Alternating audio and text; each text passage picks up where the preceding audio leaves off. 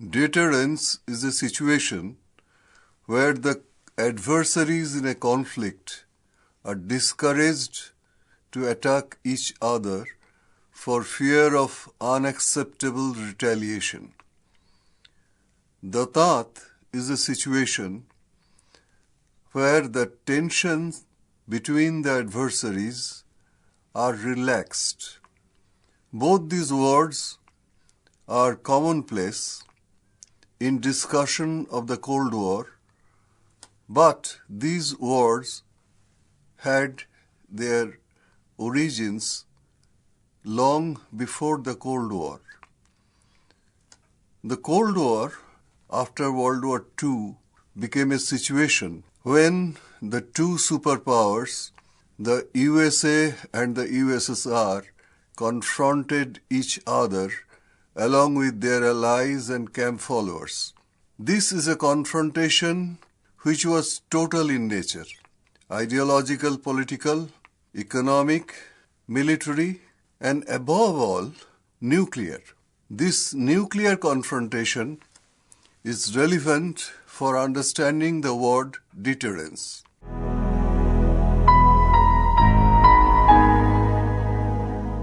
In 1945, the United States had dropped the atomic bombs on the helpless Japanese cities of Hiroshima and Nagasaki, and the world was shocked and awed and knew that the ultimate weapon has come. From 1945 till 1949-50, the USA enjoyed the atomic monopoly. But the monopoly was broken in late 49 and early 50 when the Soviet Union also declared that it is nuclear capable. Thus, in 1950s, start a nuclear confrontation between the two superpowers in a bipolar world, and the situation had no parallel in human history before. This was the situation of the balance of terror. In 1930s, in the context of air warfare, Jonathan Griffin had first used the term balance of terrors. He said that it is balance of power, but balance of power loaded with bombs, it is nothing else but balance of terrors. And he said terrors, and in this situation, one side will make the final strike. His statement contains a tone of pessimism. He believed that there cannot be any stable balance of power. Giulio Douhet, an Italian general, writing also in the 1930s, talked about the first strike capability of air forces, and according to him, the first strike was vital and almost final. He did not place much credence on a second strike capability. He talked also about a delicate balance of terror. This situation was so new, so unprecedented, and so unthought of that both the USA and the USSR were thinking about developing policies, adjusting themselves to this new, terrible reality. George Kennan was working in the American Embassy in Moscow in 1946. As early as that time, February 1946, he sent a telegram to Washington, a 16-page telegram, so it is called the Long Telegram, where he analyzed the sources of the Soviet conduct and very generally recommended that the Soviet Union should be contained within its sphere of influence. Thus, it became a buzzword, containment, So, from 1946 towards 1950, the official policy of the USA was to contain Soviet Union within its territorial limits fixed by World War II. But the Soviet Union was probing beyond that limits, and the administration was found it difficult to manage or to face such situations. They, of course, were very much worried about Europe, very much worried about the unsettled situation in Germany. The USA took very broad initiatives of the Marshall Plan to redevelop the devastated European economy, and also the NATO was the North Atlantic Treaty Organization was instituted to secure Western Europe because the Soviet armed concentration was the greatest in Eastern Europe. This was a situation of confrontation, and the US administration was groping for policy. Very soon, NSC 68, a new document, was released by Paul Nitze, then the planning head of the State Department of the USA, and it talked about the first strike, the second strike capability, and of building a nuclear capability, etc., etc. But it did not see the light of the day, so to say, because the Korean War began. And the Korean War was a conventional war, was a costly war, a war which the US could not win. It was ended in a kind of stalemate, and the US public opinion was in no mood to accept the situation in Korea. In such a situation, it was found by 1954 that the Soviet missile systems were capable of breaching US homeland security, and the missiles on both sides could hit each other, and it will be mutual destruction. So it was necessary to develop a new approach, and Secretary of State John Foster Dulles came up with the theory of massive retaliation, meaning that if the Soviet Union misbehaves, the US would retaliate immediately, instantly, with nuclear strike. Now, this was never done, but in spite of the massive retaliation threats, the Soviet nuclear power was growing. So, Dulles and others thought that in spite of long, conventional and costly wars, nuclear wars will probably be less costly, but there is a fear that the Soviet Union can now strike back, and if the Soviet Union is destroyed or large part of it is destroyed, the USA will not escape. The USA will also be destroyed. So this was a balancing factor, a situation which had to be intellectually, morally, and at the policy level understood, and effective actions should be taken. In this situation, it was found that both the policies of containment and massive retaliation are wanting. So a new policy had to be developed. So the focus in this period was on the central balance of the globe, nuclear balance between the USA and the USSR. This was also called the strategic balance, and how this strategic balance had to be reorganized, had to be managed, and had to be made stable. That became the focal question.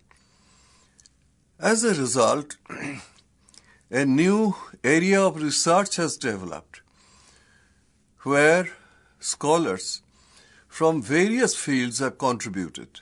But the ordinary students or the disciplines of political science and international relations sort of skirted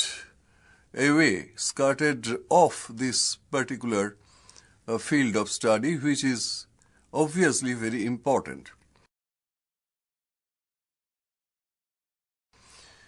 But what remained important for all students of international politics are the central ideas developed through these studies. The central idea was to have an assured destruction. Some call it mutually assured destruction, or briefly MAD. The point is, if one side attacks the other and destroys it, the other side will equally attack the other. Apart from this, a concept of sufficiency was developed. There was an uncontrolled arms race in the 50s. Newer and newer types of nuclear weapons were coming, more sophisticated. Some are big, some are very small, tactical nuclear weapons. Delivery systems were developing fast. Aeroplane-borne attacks were replaced by capable missiles. Then came the intercontinental ballistic missiles. Then in the 70s came the anti-ballistic missiles, or ABMs. So technology was at every point overtaking the theorists. So it was very difficult to balance the weapons of one against the other. Arms control talks began tentatively in the late 60s and continued through the 70s. And in the arms control talks, the basic difficulty was to adjust strategies to the new technologies and new weapons which came as a development of new technologies. But on the whole, the idea was to bring a symmetry in the rather asymmetric development of the nuclear arsenal on both sides and their delivery systems, their locations, and all related subjects. So, it was concluded that assured destruction or mutually assured destruction is the only way of completely negating the possibility of a nuclear war. There should be a balance, there should be a stable balance, and both the parties, the adversaries in the context, should agree on these basic points. But the basic weakness of the theory of deterrence is that it cannot be applied to the limited wars. And limited wars took place one after another during the Cold War. The greatest among them was the Vietnam War, and the USA was trying to extricate itself out of the Vietnam War, but its attempts were not successful. So, limited war had to be theorized. But these theories are very weak because limited wars had conflicting, varying aims on both sides, and the context is rich in variation. The limited war, and in other cases like possible terrorist attacks or low-intensity wars or civil wars in the third world, the deterrents do not work at all. It is not a simple situation like the strategic deterrence where the one side faces the other in a balanced relationship. So there is a level of analysis problem here. Deterrence, some argue, scholars like John Masters argue, that the idea is really very old. He compared the primitive societies with the modern international society and found that in primitive societies, wars between different groups of people, different clans of people or different tribes of people, often began with retaliation and ended up with deterrence, because retaliation is answered by retaliation. And when there is a previous anticipation of retaliation, the sides try to hold themselves and do not go to war. Self-help and the cycle of retaliations lead to deterrence, and deterrence leads to balance and to peace. This was the argument of John Masters. He thought that this particular cycle is also found in the international society, which is essentially anarchic, but retaliation and deterrence give it some sort of order. His argument is valuable because we see that the strategic deterrence developed in the late 50s is holding ground till today, and in spite of the stockpile of nuclear weapons, in spite of the proliferation of nuclear weapons, fortunately, we had never seen a nuclear war.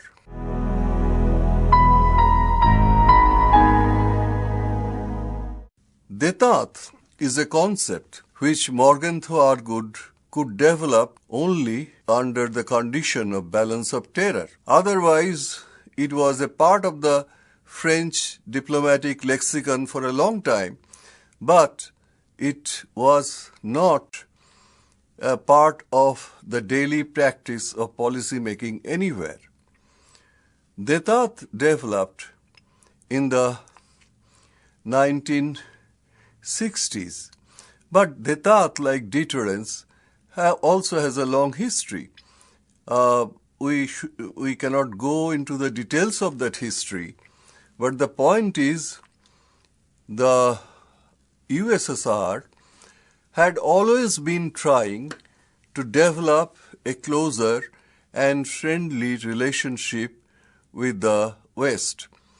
After World War II, Winston Churchill and the then Russian Prime Minister Malenkov agreed to hold a tete-a-tete meeting between themselves to discuss the problems of world peace.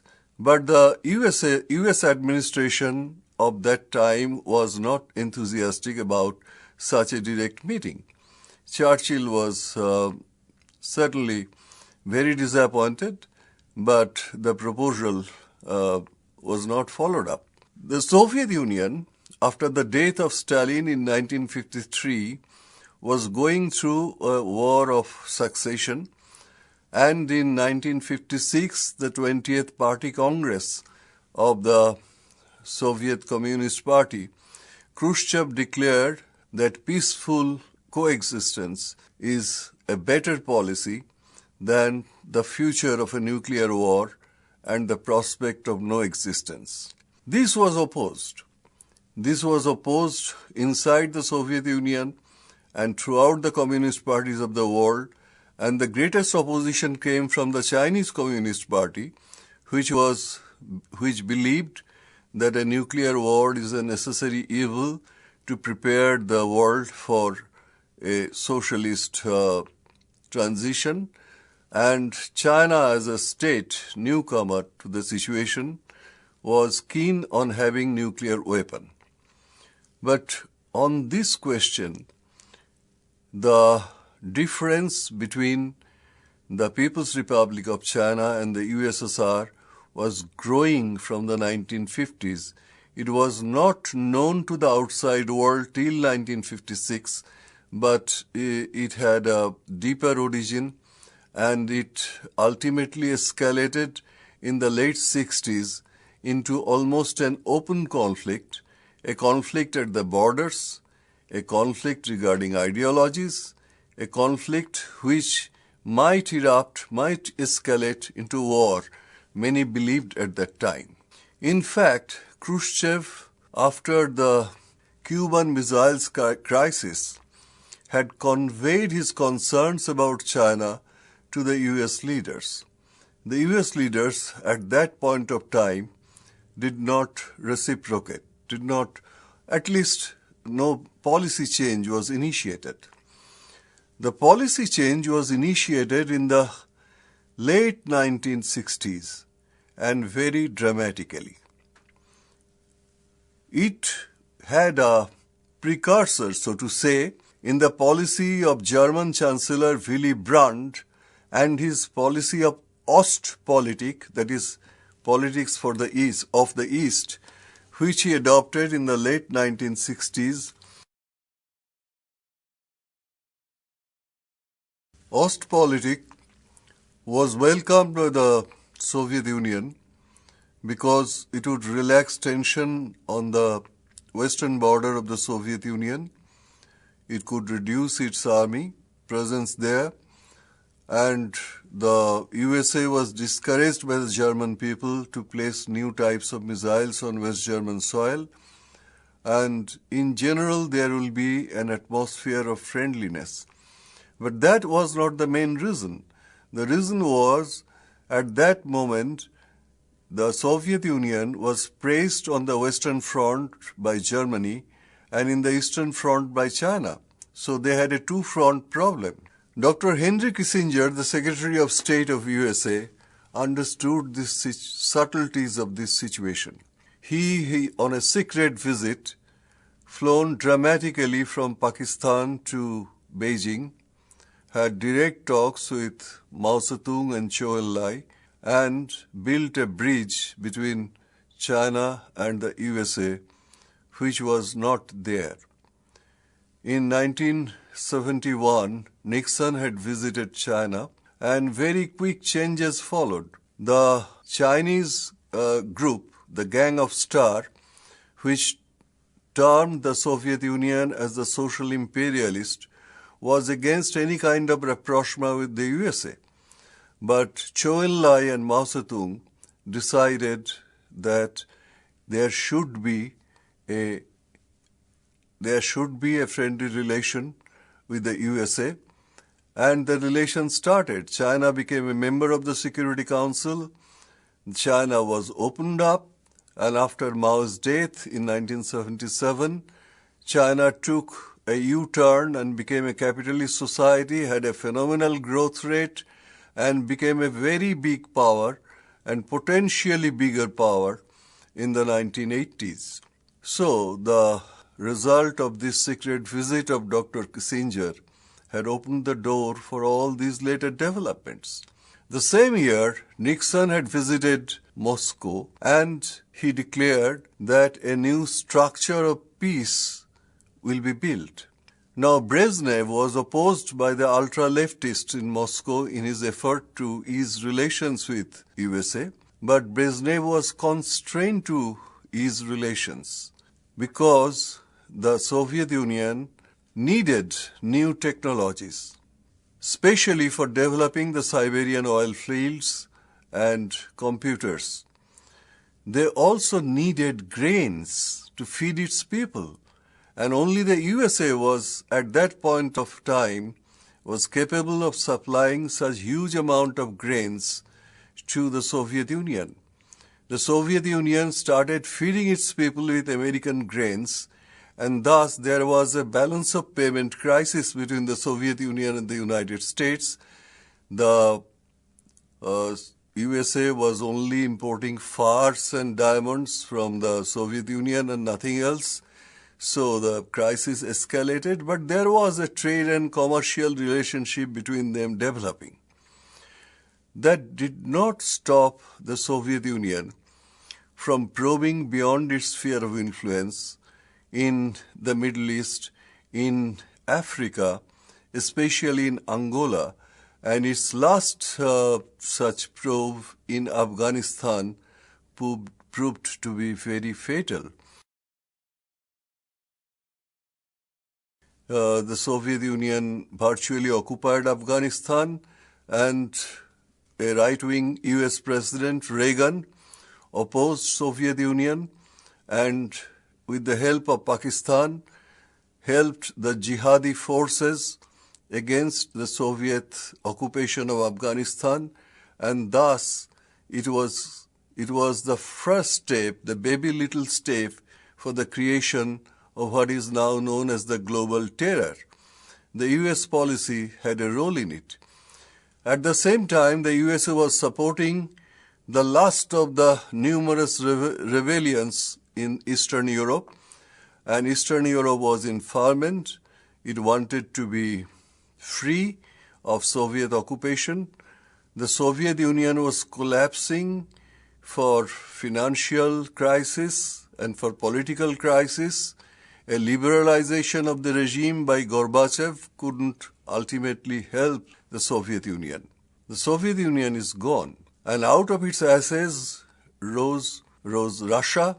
Russia is keen on developing a relationship with the USA as well as with China.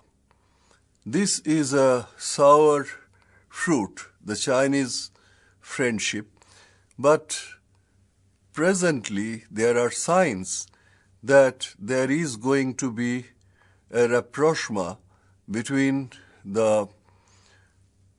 Russia and China. Now this makes Dr. Kissinger's his triangle complete, because previously the USA had relations with both China and Russia, the Soviet Union, but the Soviet Union and China, they were not closely related to each other.